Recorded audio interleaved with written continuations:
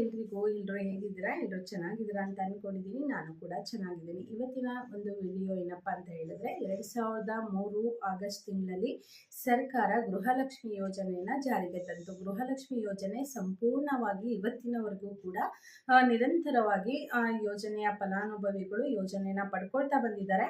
ಹಾಗೆಯೇ ಈ ಒಂದು ಮಂತಲ್ಲೂ ಕೂಡ ಆ ಯೋಜನೆ ಒಂದು ಜಾರಿಗೆ ಬಂದಿದೆ. ಅದು ಯಾವಾಗ ಬಂದಿದೆ, ಯಾವ ಡೇಟಲ್ಲಿ ನಿಮ್ಗೆಲ್ರಿಗೂ ಕೂಡ ಯೋಜನೆ ಸಿಗಲಿದೆ ಅಂತ ಅಂದರೆ ಅದು ಯಾವ ಒಂದು ಡೇಟನ್ನು ನಿಗದಿ ಮಾಡಿದ್ದಾರೆ, ಅದರ ಸಚಿವರು ಯಾರು, ಅದನ್ನು ಸಂಪೂರ್ಣವಾಗಿ ಅದನ್ನು ನಿರ್ವಹಿಸ್ತಕ್ಕಂಥವ್ರು ಯಾರು ಅನ್ನೋದ್ರ ಬಗ್ಗೆ ಸಂಪೂರ್ಣ ಮಾಹಿತಿನ ಕೊಡ್ತಾ ಹೋಗ್ತೀನಿ. 12ನೇ ಕಂತಿನ ಹಣ 13 ಮತ್ತು 14ನೇ ಕಂತಿನ ಹಣ ಸ್ವಲ್ಪ ಲೇಟಾಗಿ ಬಂದಿರೋದ್ರಿಂದ ಕೆಲವು ವದಂತಿಗಳು ಹಬ್ಬಿತ್ತು ಗೃಹಲಕ್ಷ್ಮಿ ಯೋಜನೆ ಬಗ್ಗೆ. ಗೃಹಲಕ್ಷ್ಮಿ ಯೋಜನೆ ಅಂದರೆ ತುಂಬಾ ಹೆಲ್ಪ್ ಆಗಿದೆ ಮಹಿಳೆಯರಿಗೆ. ಮೊದಲು ಇದನ್ನು ನಾನು ಹೇಳ್ತಾ ಹೋಗ್ತೀನಿ.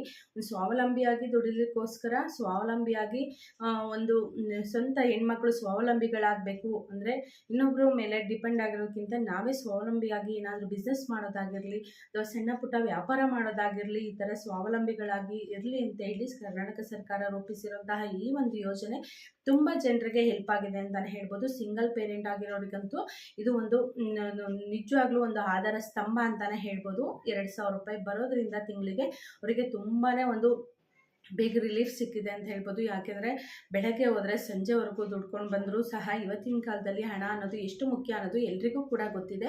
ಅದರಲ್ಲೂ ಸಿಂಗಲ್ ಪೇರೆಂಟ್ ಆಗಿದ್ಕೊಂಡು ಮಕ್ಕಳ ಖರ್ಚು, ಮನೆ ಖರ್ಚು, ಬಾಡಿಗೆ, ಕರೆಂಟ್ ಬಿಲ್ಲು ಈ ಥರ ಎಲ್ಲನೂ ಕೂಡ ನಿಭಾಯಿಸೋದು ಅಷ್ಟು ಸುಲಭದ ಮಾತಲ್ಲ. ಈ ಒಂದು ಗೃಹಲಕ್ಷ್ಮಿ ಹಣದಿಂದ ಸಾಕಷ್ಟು ಕುಟುಂಬಗಳು ನೆಮ್ಮದಿಯಿಂದ ಉಸಿರಾಡ್ತಿದೆ ಅಂತಲೇ ಹೇಳ್ಬೋದು.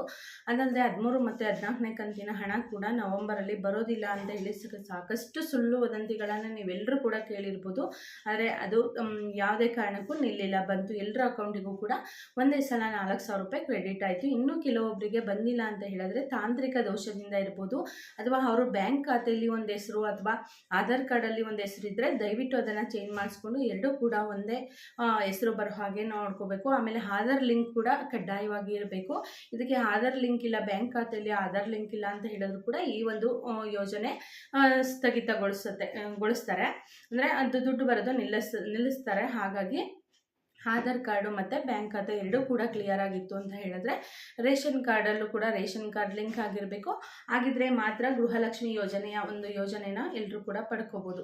ಈ ಒಂದು ಯೋಜನೆಯಲ್ಲಿ ಸಾಕಷ್ಟು ಗೃಹಲಕ್ಷ್ಮಿಗಳಿದ್ದಾರೆ. ಗೃಹಲಕ್ಷ್ಮಿ ಇದನ್ನು ಯೋಜನೆನ ಪಡ್ಕೊಳ್ತಿದ್ದಾರೆ. ಎಷ್ಟು ಸಾವಿರ ಜನ ಇದ್ದಾರೆ ಅಂತ ಹೇಳಿದ್ರೆ 1,10,00,000 ಜನ ಈ ಒಂದು ಯೋಜನೆನ ಪಡ್ಕೊಳ್ತಿದ್ದಾರೆ. ಇದನ್ನು ಮಹಿಳಾ ಮತ್ತು ಮಕ್ಕಳ ಕಲ್ಯಾಣ ಇಲಾಖೆಯ ಲಕ್ಷ್ಮೀ ಹೆಬ್ಬಾಳ್ಕರ್ ಅವರು ಈ ಯೋಜನೆಯ ರೂವಾರಿಯಾಗಿದ್ದು ಗೃಹಲಕ್ಷ್ಮಿ ಯೋಜನೆಯ ರೂವಾರಿಯಾಗಿದ್ದಾರೆ.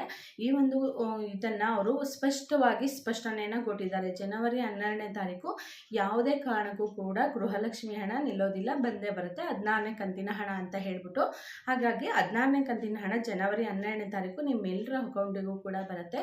ಇದರಿಂದ ಒಂದು ಸ್ಪಷ್ಟನೆಯನ್ನು ಕೊಟ್ಟಿದ್ದಾರೆ ಅವರು. 15ನೇ ಕಂತಿನ ಹಣ ಡಿಸೆಂಬರಲ್ಲಿ ಅಂದರೆ ಕೆಲವೊಂದು ಜಿಲ್ಲೆಗಳಲ್ಲಿ ಆಲ್ರೆಡಿ ಬಂದಿದೆ, ಇನ್ನು ಕೆಲವೊಂದು ಜಿಲ್ಲೆಗಳಲ್ಲಿ ಬರಲಿಲ್ಲ ಅಂತ ಹೇಳಿದ್ರೆ ಖಂಡಿತ ಈ ಒಂದು ಮಂತಲ್ಲಿ ಅವರಿಗೂ ಕೂಡ ಬ್ಯಾಂಕ್ ಅಕೌಂಟಿಗೆ ಬಂದು ಸೇರುತ್ತೆ ಅಂತ ಸ್ಪಷ್ಟನೆಯನ್ನು ನೀಡಿದ್ದಾರೆ. ಈ ಒಂದು ವಿಡಿಯೋನ ನೋಡಿದ್ರಲ್ಲ, ಯಾರಿಗೆಲ್ಲ ನೋಡ್ತಾ ಇದ್ದೀರಾ, ಹಾಗೆ ಹೊಸ ಅಪ್ಡೇಟ್ಗಳಿಗೋಸ್ಕರ, ಹೊಸ ಸರ್ಕಾರದ ಅಪ್ಡೇಟ್ಗಳಿಗೋಸ್ಕರ ನನ್ನ ಚಾನಲನ್ನು ಸಬ್ಸ್ಕ್ರೈಬ್ ಮಾಡ್ಕೊಳ್ಳಿ, ಶೇರ್ ಮಾಡಿ, ಲೈಕ್ ಮಾಡಿ, ಕಮೆಂಟ್ ಮಾಡಿ. ಥ್ಯಾಂಕ್ ಯು, ಧನ್ಯವಾದಗಳು.